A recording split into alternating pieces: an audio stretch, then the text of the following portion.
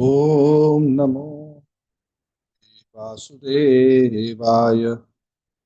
Om Namo Bhagavate Vasudevaya. Om Namo Bhagavate Vasudevaya. Narayanam Namaskritya Naram Chaiva Narottamam Devim Saraswatim Vyasam Tato Jayamudire. नष्टप्रायेषु भद्रेषु नित्यं भागवत सेवया भगवती उत्तम श्लोके भक्तिर्भवति नैष्ठिकी कृष्णाय वासुदेवाय देवकी नंदनाय च नन्दगोपकुमाराय गोविन्दाय नमो नमः। ओम अज्ञानतिमिरान्धस्य ज्ञानाञ्जनच्छलाकया चक्षुरुन्मिलितं येन तस्मै श्रीगुरवे नमः।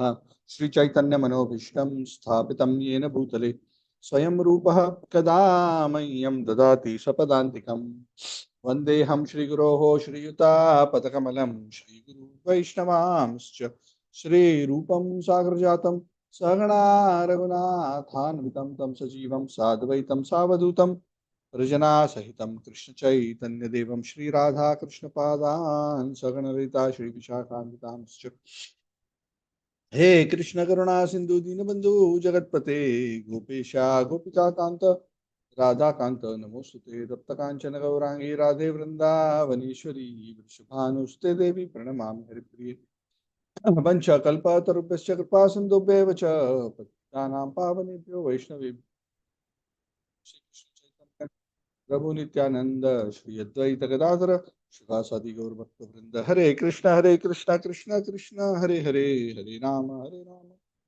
राम राम हरे हरे पृष्ठाय नमो विष्णुपादाय कृष्ण पृष्ठाय भूतले वेदांत स्वामी नाम्ने नमस्ते सरस्वती गौरवाणी प्रचारिणे निर्विशेष निवाद पाश्चात्य वाचालं पंगुं लंघयते गिरिं पातमहं श्री गुरुं दीनकारणं परमानंद माधवं श्री चैतन्येश्वर हरि ओम तत्सत हरे Krishna to everyone. So we are continuing today our discussion on the Srimad Bhagavat. We are discussing the ninth canto, chapter 16, which is entitled Lord Parshuram Destroys the Warrior Class. So the pastimes of Lord Parshuram haven't concluded in the previous chapters, rather they began. We discussed how in the last class, Parshuram, whose original name was Ram, who became famous as Parashuram, the Ram who carries an axe. Famous as the Ram with the axe. We have the Ram with the bow. This is Lord Ramchandra. This is the Ram with the axe. And then there is the Ram with the plow. Haladhar Ram. Lord Balram. They're all Ram. And then there is another Ram. Radhika Ramana Ram. Who's Krishna.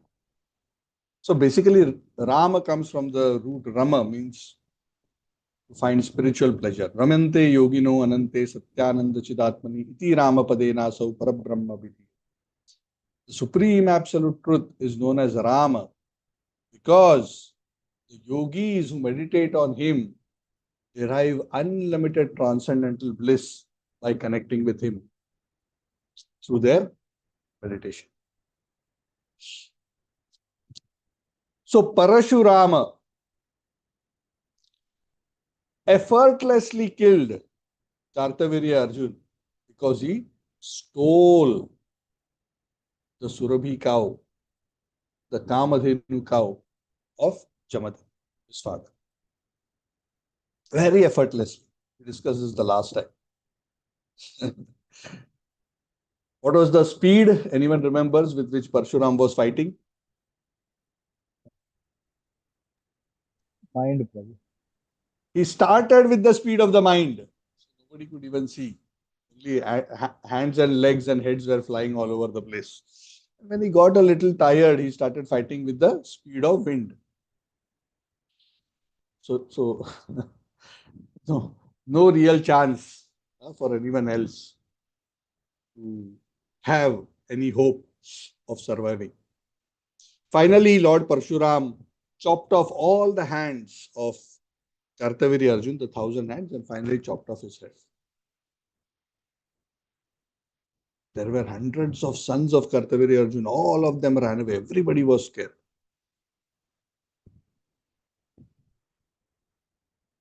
When Parshuram comes back and reports what he had done to Jamadagni, Jamadagni was far from happy. He didn't say, good revenge. Brahmanas are not into revenge business. Kshatriyas are into the revenge business. It is the mode of passion. Brahmanas are in the forgiving mood. He said, what is this you have done? You're a Brahmana. Our quality is forgiveness. It is this quality of ours that makes us Brahmanas. It is this quality of ours which is pleasing to the Lord. Anyway, far from getting Shabas, Jamadagni kind of chastised Parshuram. Parshuram decided, yes, I have to purify myself. I have become contaminated. I killed a king. And when a competent, at least administratively competent king is dislodged, then there is a risk of anarchy in the kingdom. So it's not always a good idea to suddenly make a kingdom bereft of a strong leader. So it is said, Parshuram accepting, is the incarnation of the Lord, Shaktavis incarnation. He accepted the chastisement of his father, and 1 year as an atonement, he spent traveling holy places, so that by traveling the holy places, he will purify himself from the sin of killing Kartaviri Arjun. Very interesting. So if the incarnation of the Lord is so careful about what they are doing, we are always so quick to justify, oh, he was wrong, so I punished him, I did this, I did that. But Jamadagni chastises. You have, even though, see, this is the nature of the material world, even though there may be fault on the other side, there can be fault in punishing also, if the punishment is not done properly, if the punishment is not done with due consideration of dharmic principles. That's why unless we are very conversant with the principles of dharma, we should not apply our own brains to giving punishment. Let Yamaraj do his job. He can protect ourselves, but we should not quickly jump to judge others. Judging is not our role. So 1 year Parshuram spent traveling to holy places, and then he returned to the father's hermitage.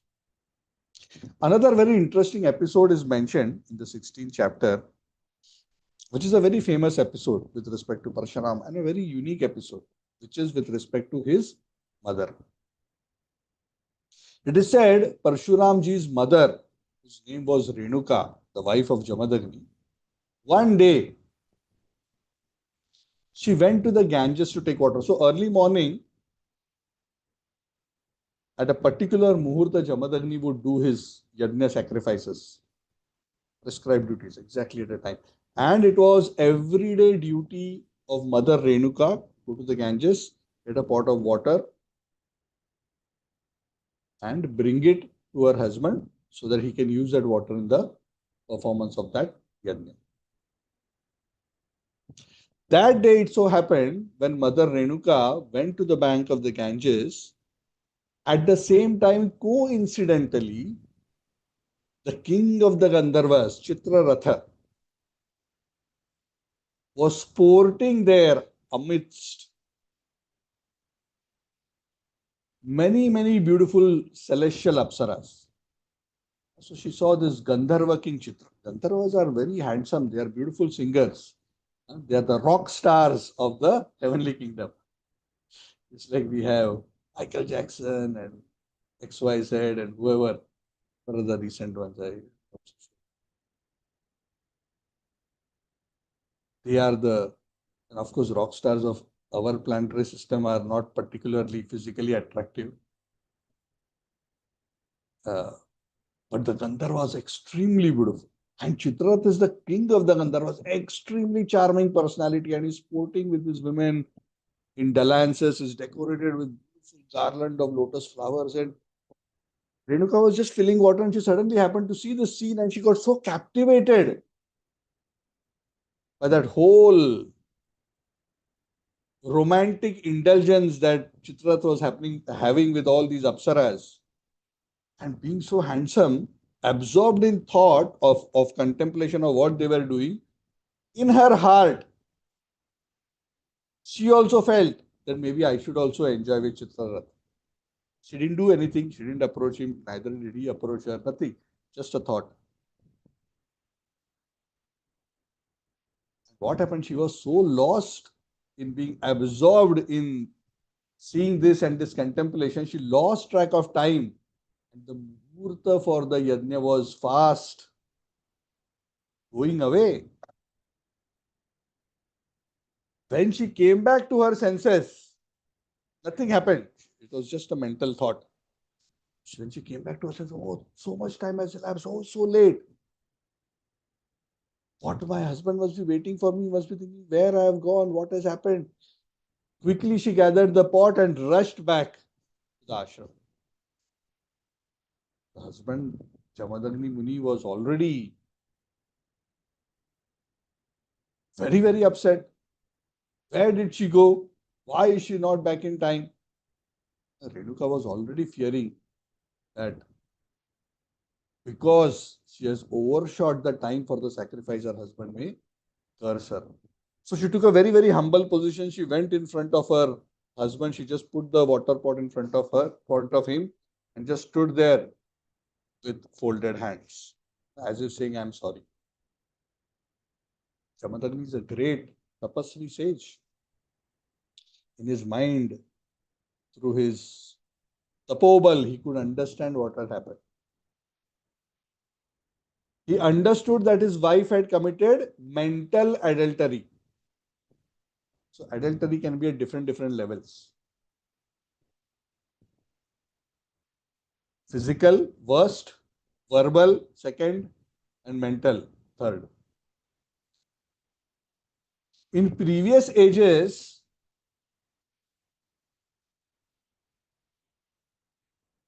even mental adultery was punishable. Those of you who are thinking, oh Prabhu, maybe I should have been born in Satya Yuga, should have Yuga. When conditions are so much better,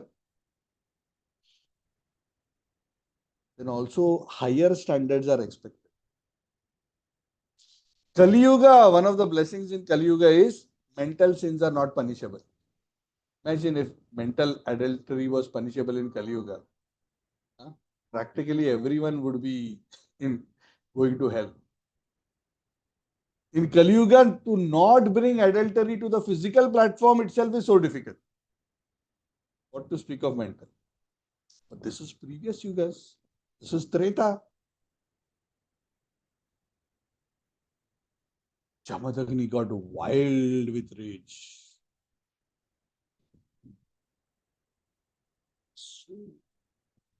So overcome with rage, realizing what his wife had done. Actually, it was not such a big offense. But sometimes, the male ego becomes very overly reactive. She didn't do anything. She didn't go. She didn't approach Chitraraj. Nothing happened. Just that as she was absorbed in that thought, that desire came in her heart, being attracted by seeing Chitraraj. That's about it. Nothing else. So upset that how dare my wife think like this. He was so angry that he instructed his sons, my dear sons, kill this sinful woman, your mother. For such a small offense, he instructed his sons to kill the mother. Sons were shocked. And they refused. How can we kill our mother? What kind of instruction the father is giving? Then Jamadagni got even more angry. My wife is unchaste. My children are disobedient. Both of them deserve to be killed. All of them deserve to die. So he turned to Parshuram because he knew that Parshuram was his most obedient son, his most competent son. He turned to Parshuram and said, Parshuram, Ram, he probably didn't say Parshuram, he just said, Ram, your mother is unchaste and your brothers are disobedient. Kill them all. Now, very interesting situation. Not interesting. It's an understatement. Extremely challenging situation. This is what is known as Dharma Sankat. Dharma Sankat comes as not knowing what is the right thing to do. Following the father's instruction is also the right thing to do, and killing the mother is the worst thing to do. So, what to do? So, the Bhagavatam says Parshuram was very, very intelligent. He knew the power of the tapobal of that Jamadagni Muni, that sage Jamadagni had. So he quickly contemplated on the situation. He quickly thought on his toes, and even though he knew that his mother's act doesn't warrant that punishment, nonetheless, he immediately picked up the Parshu, chopped off the head of his mother as well as all his brothers. Now, why he did that, the story will reveal. Jamadagni saw that Parshuram had, without hesitation, obeyed his instructions. He became so happy. Parshuram was the youngest. He said, Parshuram, you are my real son. You are the one who followed my instructions. I'm so happy that you followed my instruction, that I want to give you a benediction. Whatever benediction you want, you ask from. Parshuram knew exactly that this is what will happen if he follows his father's instructions. So he told his father, oh father, if you're pleased with me, I have this thing to ask from you. What is my ask? Let my mother and brothers come back to life. Come back to life. And after coming back to life, let them not remember anything that had happened. They should not remember that I chopped off their head, otherwise my relationship with them will be spoiled for the rest of my life. They should come back to life, but they should not remember what happened. So Jamadagni was very pleased with this high quality intelligence because Parshuram knew and he fulfilled it. Renuka and the other sons came back to life and as if they came from a dream or a sleep and they were thinking, what happened? They totally couldn't recollect what had happened and everything was normal. Probably the story was never revealed to them. And Parshuram wanted it like that. Parshuram was so intelligent because he knew if he also had said no to his father would have cursed him also, and he would have, the father by curse only would have killed all of them. So everything would have been ruined. Parshuram was intelligent enough to know that to save the situation, he had to for now kill them so that they could be revived. That way, the whole situation was. Sometimes Parshuram is wrongly criticized that he killed his mother. But do not refer to the full pastime, to the full story. So this is the full story. He did it so he could save them. Because had he not done that, they would have also died and Parshuram also would have been consumed by the anger of his father. Now, karma is very subtle. Remember we discussed Parshuram, Lord Parshuram, the Shaktavesh incarnation of the Lord, did 1 year pilgrimage for killing a demon like Kartavirya Arjun just because he was the king. So, is Jamadagni Muni going to be spared for what he did this whole episode? Was Jamadagni Muni correct in giving a death punishment to his wife and to his sons? The answer is no. So Jamadagni Muni also incurred the sin. This is why one should be very, very careful. Sometimes, even if somebody else has agitated us, if we overreact and our reaction or punishment is not commensurate with the nature of the mistake or offense, assuming it is genuinely a mistake or offense, sometimes it may not even be, then we will be implicated in overreaction or wrong reaction and we will have to suffer. Correct? For example, if somebody gives you a bad word, you cannot react by, breaking his jaw by punching him on the mouth. He did a verbal assault on you. You cannot go to a physical assault. Then it is not commensurate. Of course, it doesn't mean that you also verbally abuse him. But what I'm saying is, whatever the reaction at least must be commensurate in nature. So this sin was awaiting Jamadagni punished. Now something interesting happened. How this karma comes back to Jamadagni? The story continues. Shukdev Goswami is telling Parikshit Maharaj, my dear Parikshit, after this episode happened soon after Kartavirya Arjun was killed.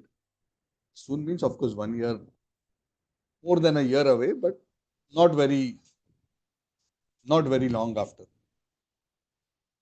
The sons of Kartavirya Arjun, who were totally shaken by the killing of their father, they were burning with the feeling of revenge. Want to kill. So we want to punish Jamadagni and Parashuram for what they have done to my father. They never thought that, you only created a provoking situation, we only stole the cow. No. That ego was making them think, no, he shouldn't have killed my father. So they were thinking we want to go and punish Parshuram, but they knew our father was so powerful, our whole army was so powerful. Parshuram personally, single-handedly killed everybody. So we are no match for Parshuram. We still need to do something to punish these people. So they waited for the day where one day Parshuram, along with his brothers, had left the ashram to the forest. Finding that Parshuram was away, the sons of Kartavirya Arjun took the opportunity and they attacked the ashram of Jamadagni. They were in such vengeance that they wanted to mete out the cruelest punishment to Jamadagni.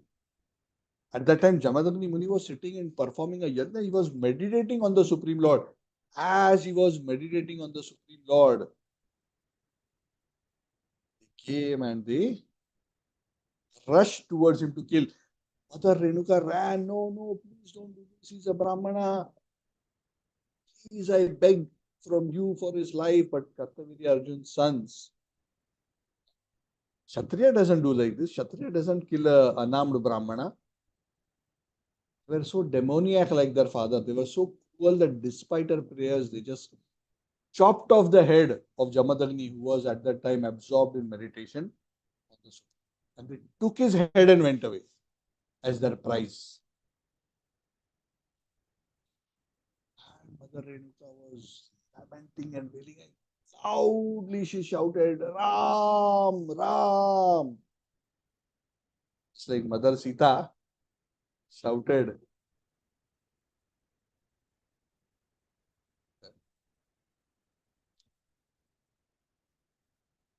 When the sound, she shouted so loudly that the sound of our shout reached Parshuram, who was in the forest.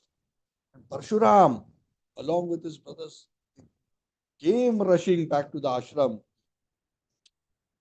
Find a scene where a headless body of their father Jamadagni was lying on the ground and mother Renuka was wailing. All the sons of Jamadagni, Vasuman and others, they all started lamenting. Oh, dear father, you have gone, you have left us, you have gone to the heavenly planets. Parshuram was not one to just continue lamentation. This is the last thing somebody should do to Lord Parshuram. Provoke him to this level. I mean, it was pretty foolish, isn't it? If Parshuram, on stealing the cow, had killed Kartavirya Arjun, what were Kartavirya Arjun's sons thinking that Parshuram will do when he finds out that his father is dead?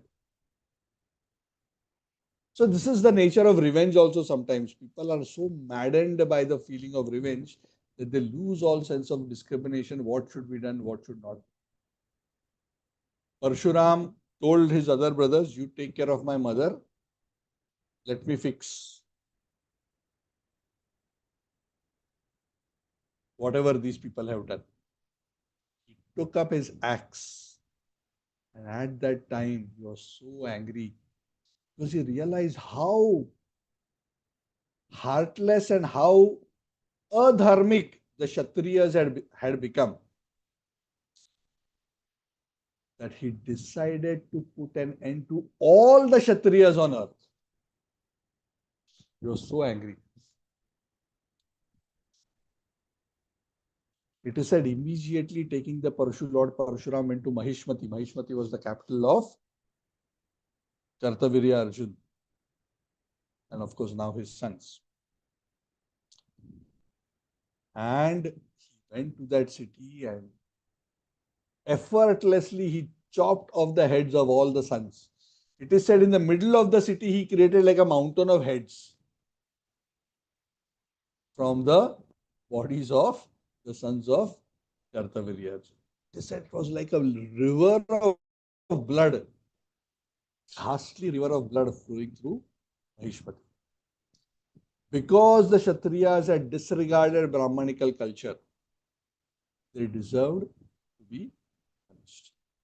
They were in position of power in government, but they were abusing it. Kshatriyas are always expected to be guided by the purity and knowledge of a Brahmana. But when they themselves become Brahma Drohi, they deserve to be eliminated. In fact, there is a place known as Samanta Panchaka, 9 lakes. 9 lakes which Parshuram filled with blood, not only of the sons of Kartavirya Arjun, but it is said for 21 generations of Kshatriyas, or rather 21 times Parshuram eliminated Kshatriyas from the face of the earth.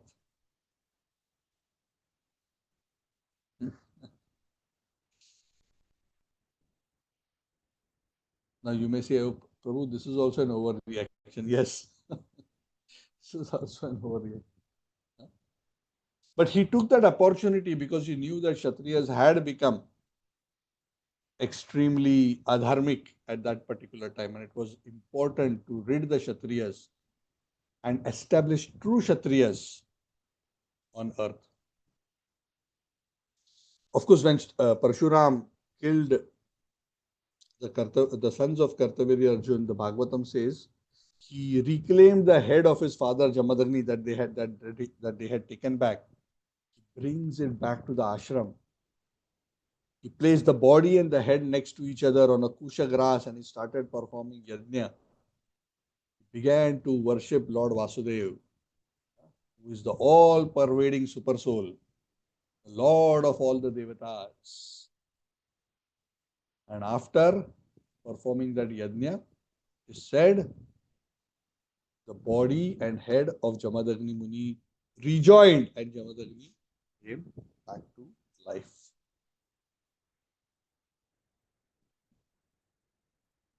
Wow. Impressive, isn't it? And by that time, because he had killed all the Kshatriyas in all directions, the whole land belonged to Parashuram. There were no Kshatriyas. The whole land belonged to Parashuram. So Parashuram, all these sages who had gathered to help Parashuram perform this yajna, he gave various lands in various directions as gifts to the Brahmanas. He gave the eastern direction to the priests who are known as the Hota, the southern directions to the priests of the Yajna who are known as the Brahma. To the Advaryus he gave the west, and to the Udgata he gave the north. These are the four kinds of priests in any Yajna. The Brahma, the Hota, the Advaryu, and the Udgata. Each of them have a specific role. We'll not go into that now.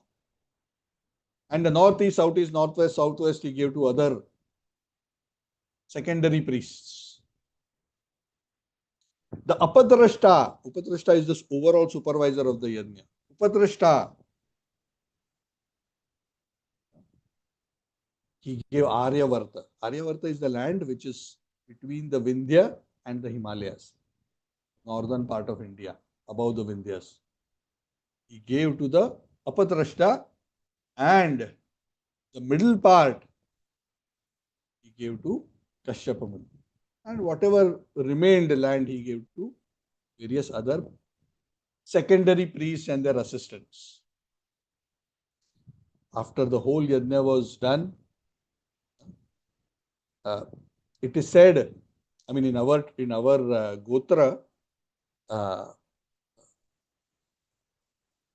in our history, it is recorded that our ancestors, my father's father's father's father,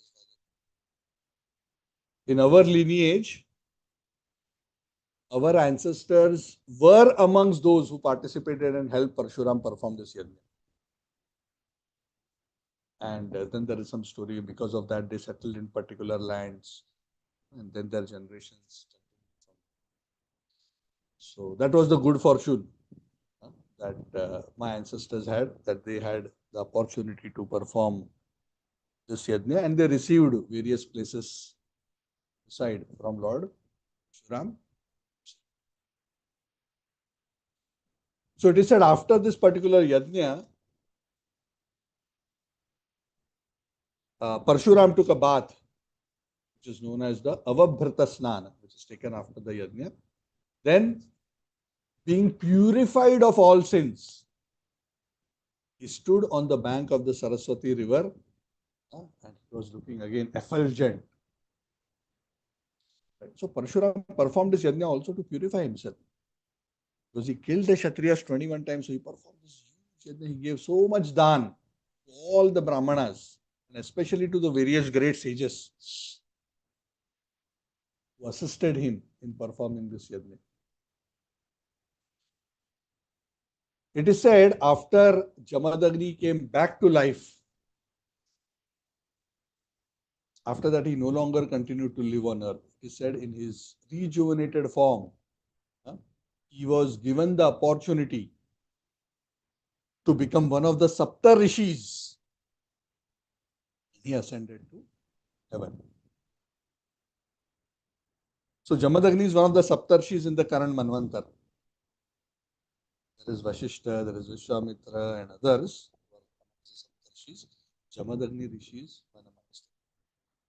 So the Sapta Rishis have 7 abodes, their permanent official residences, which are around the pole star. These Sapta Rishis are visible. Even if you go to the night sky and see the Sapta Rishis are visible. Not the Rishis are visible, but their abode is visible. So they are staying on those abodes. Even today, Shishta, Vishwamitra, Tri, Jamadagni and others. As far as Parashuram himself is concerned, The Bhagavatam says in the next Manvantar, he will be one of the Saptarishis. This Manvantar, father is one of the Saptarishis, but in the next Manvantar, Lord Parashuram himself is one of the Saptarishis. In fact, after this episode, it is said Parashuram decided no more weapons. I did enough of Kshatriya Dharma, even though I am a Brahmana. I did Kshatriya Dharma because it was emergency situation. But now my job is done, and whatever excesses I committed, I have purified myself by performing this yajna, by performing penances. Now I just want to live based on my original Swadharma, which is Brahmana. So all weapons he cast aside. He went to the Mahendra mountain and spent his time in tapasya and meditation. It is said even today, you go to Mahendra mountain, I'm not saying you will find him, but he is there. Because he'll go on expedition. Prabhu, let us go and meet Parashuram and have some discussion. So these great personalities are not visible unless they allow themselves to be visible. They are mystical beings. Elevated. It's directly an incarnation, Shakti-avish incarnation. So he is somewhere in the Mahendra mountain meditating, and it is said when the next Manvantara comes,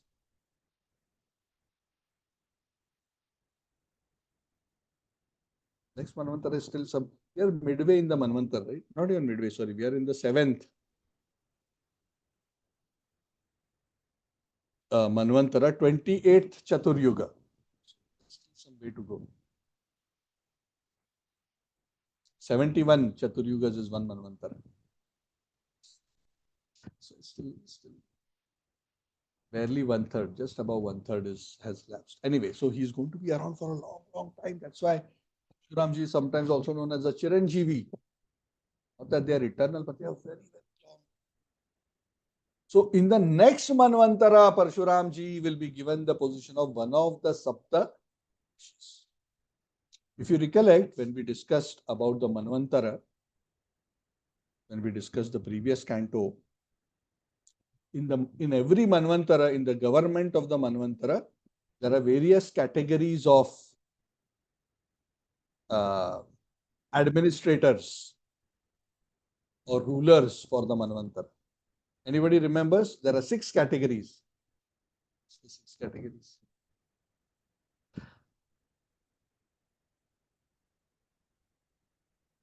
No. 1 category, 2 categories. So this is the benefit of giving class. I have not made any effort to remember, but I remember from what I spoke many months ago. So if hearing is as absorbing as speaking, then there is same benefit. So we discussed there are 6 categories. There are Manu, the Manu Putras, there is Indra, there are the Devatas, then there are the Sapta Rishis, and then there is one more category, which I also don't recollect at this moment. So there are six total categories. So the Sapta Rishis are also an important constituent of the administration because it is their duty. Their duty is not administrative. Manu, Manuputras, Devatas, their duty is administrative. But the Saptarshis' duty is to establish dharma within the Manvantara, to give religion, to give religious principles, to write Smriti Shastras, to guide humanity. That is their specific duty. So to establish religious principles in the next Manvantara, Parashuram will take the role of Saptarshis. Who else will take the role? It's also recorded in the Shastras. I don't know on top of my head.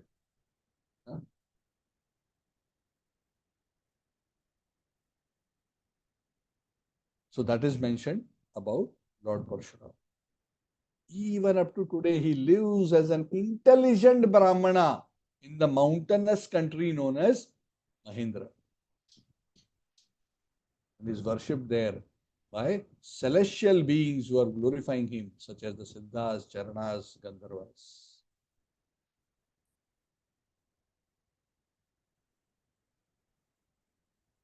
So this is the story of Parshuram. So in this way, the pastimes of Parshuram, at least his warrior form, conclude at this point. We also know Parshuram subsequently also appeared again when Ramchandra broke the bow. Right? We'll not go into that pastime now, but he got up from Mahendra Hill and said, who's this guy who broke the Shiv Dhanush that I had given? So that episode we know. When Lord Krishna Chandra appeared also, Parshuram met him.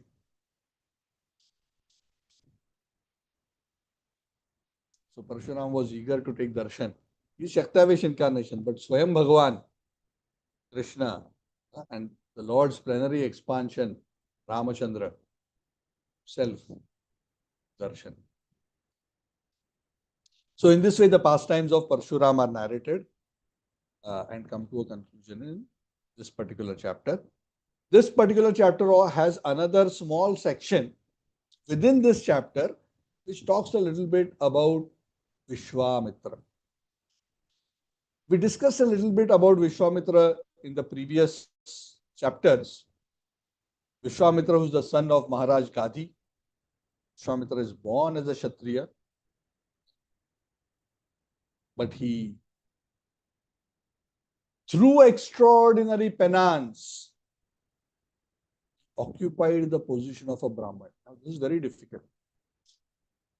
Usually, one has taken birth in a particular family based on the body he has acquired from his parents. Typically, the body is aligned with the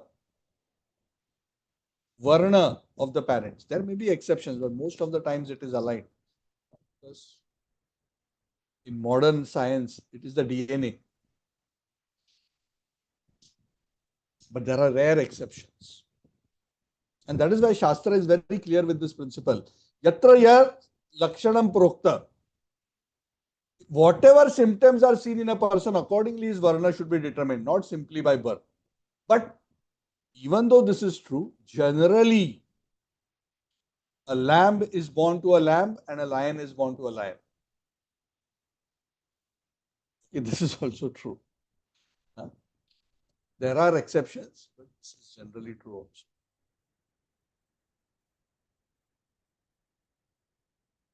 So that is why generally there is this tradition, amongst the Varnas, they will usually marry so that the offspring that comes also has the best qualities of that Varna.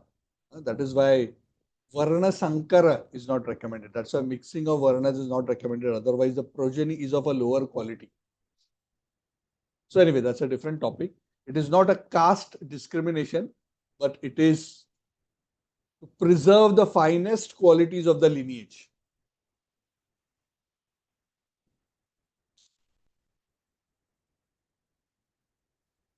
So Vishwamitra was such an extraordinary person that within the same life, he elevated himself from the platform of a Kshatriya to a Brahmana. Very, very difficult. Very, very rare. Very rare. This itself is a big topic we can discuss a lot next time. Very, very powerful Brahmana. And very interestingly, this whole struggle of Vishwamitra to become a Brahmana was triggered by the feeling of revenge against Vashishta Muni, because Vashishta and Vishwamitra had a conflict. That's not narrated here. We briefly discussed that earlier. Vishwamitra was repeatedly defeated by Vashishta and he was trying to get better and better and better, driven by his ego. He did so much tapasya that eventually he came, but a long story short, he became purified of the feelings of revenge and finally he came to a higher platform by the performance of severe austerities, penance and meditation. He actually came from a Kshatriya, became a Rishi, became a Raja Rishi, eventually he became a Brahma Rishi. And eventually had the good fortune of becoming one of the Rajagurus of Lord Ramchandra.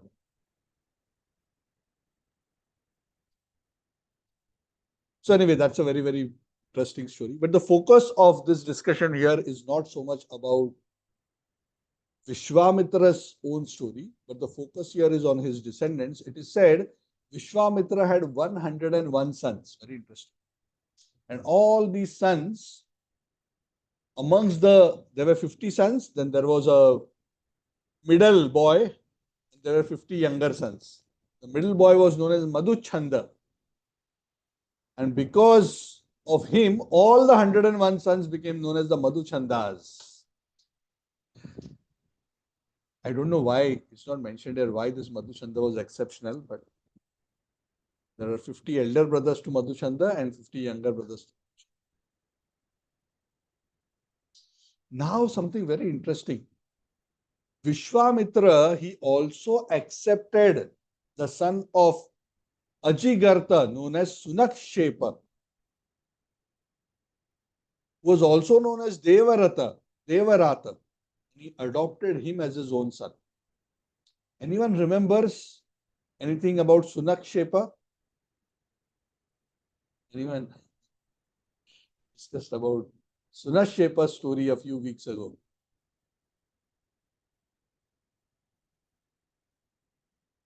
Your homework. I don't want to go into that whole story, but Sunakshepa was the one who's the son of Ajigartha, Brahman. When Harishchandra was supposed to sacrifice his son Rohit, he was looking for a way out. He bought by payment the son of Ajigartha known as Sunakshepa to be given as sacrifice to the Devatas. There was this past time. He had promised to the Devatas, I will sacrifice my son. But he didn't want to sacrifice his son. So he was looking for replacement. So he paid money to someone. Can you give your son? So Sunakshepa was brought. And Sunakshepa was about to be sacrificed. His name was Devarata. Devatas came and said, oh, right. It's okay. No need to do all this. We are not wanting his life to be taken. Okay. We just wanted you to keep your word, to honor your word, but we are not interested. So Sunakshepa was spared. It is said Vishwamitra adopted this Sunakshepa as his own son because Ajigartha had already sold him off. So Vishwamitra adopted him.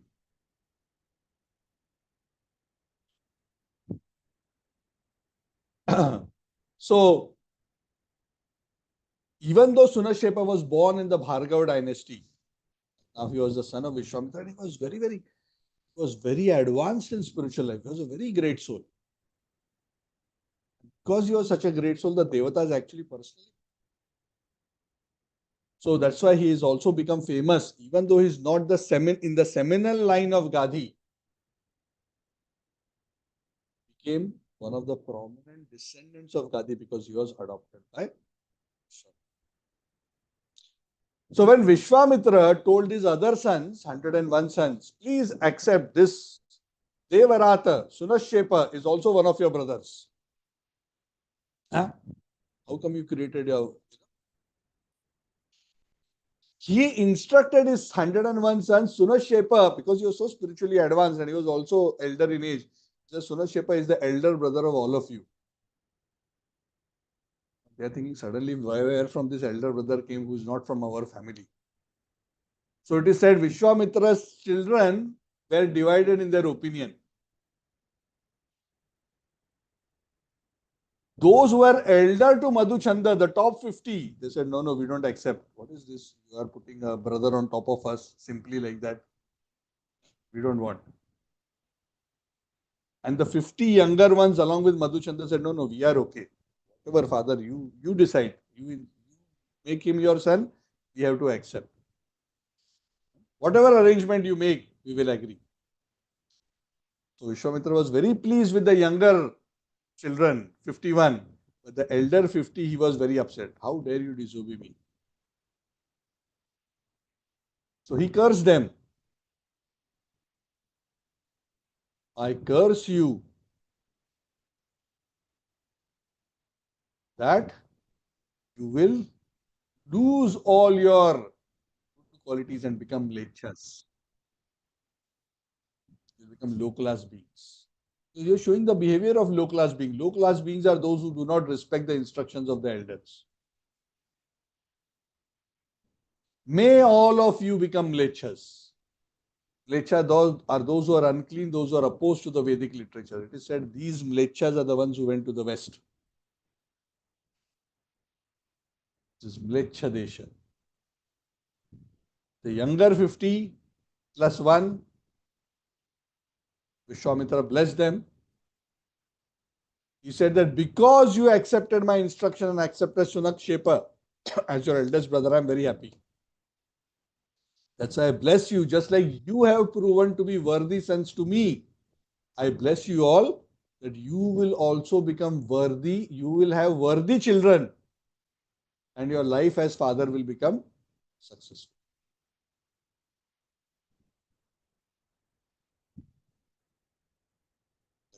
So in that way, Sunakshepa, whose name is also Devarata, he became the prominent descendant of Vishwamitra in the line of Gadi. And in that way, the descendants continue. So in this way, this chapter comes to an end. So interestingly, in previous ages, cursing, counter cursing seemed to be a very regular pastime. So Kali Yuga, we do not have enough tapobal to go around cursing, counter cursing. If we had, then it would actually be a big problem.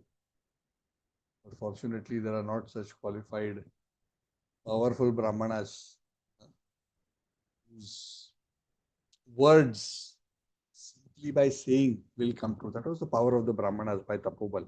They would say, in modern times, this is known as manifestation. Think, speak, and they say eventually it will happen. But this doesn't happen simply by thinking and speaking. It's tapobal for your words and thoughts to actually create reality.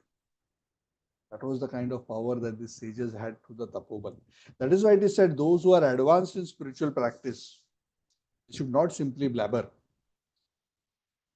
Because what they say happens because of their spiritual potential.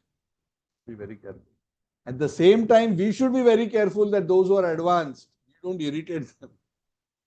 We don't offend them. Lest they speak something. Sometimes they don't even speak something. They just get angry at us. It can actually create a lot of misfortune for us. So these are eternal principles that we must all be very careful for our own good fortune. So I'm opening up the floor. We have 5 more minutes. If there is any questions or comments.